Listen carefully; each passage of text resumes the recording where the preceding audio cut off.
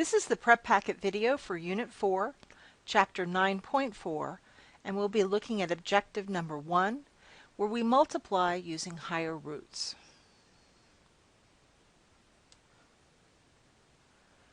Now, we talked about this a little bit in one of the other videos, and one thing we're going to talk about today is the idea that there's the product rule.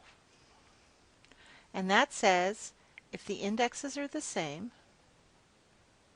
I can multiply the radicand and get this. And I know that's all those A's and B's and N's. Let's see what it looks like in real life. So here with this example, the first thing I'm going to check is the indices. And they're both 3. So that means I can go ahead and proceed. And I know that my new answer will be all under 3. And what I'm going to do here is I'm going to multiply 2 times 7. So in the end, I can simplify this by saying the cube root of 2 times the cube root of 7 is equal to the cube root of 14. Here with the second one, I'm going to do the same thing. I'm going to check and see if the indices are the same, and they are. And remember, we have a tool later for dealing with ones that have different indices, but for now we're just going to do this.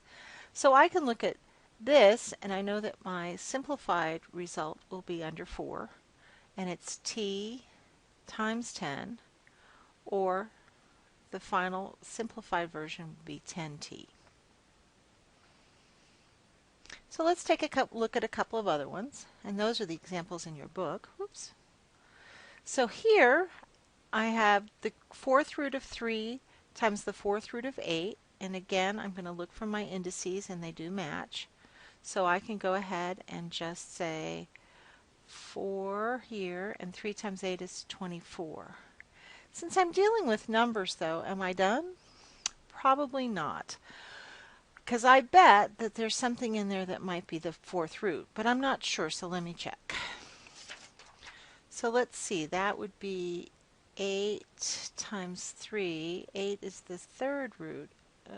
Nope, that's not going to work. So we're good right now. Let's see, 4.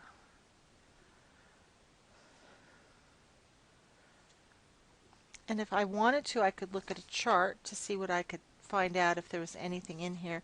And there's nothing that has the 4th root, so that's good to go. One thing I want you to make sure you do is that you simplify as much as you can.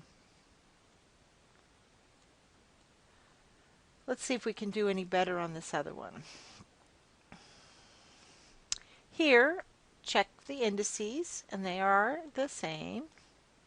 And so I'll have under the cube root of 3, 21 times n. And again, 21 has prime factors, so I can't do anything with that. So that's as good as it's going to get.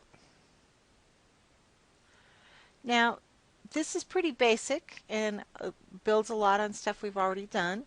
But for a little more practice, I would like you to look at the U-Tries on page 546. And make sure you include this work with your prep packet. And that's it for this one. See you on the next video.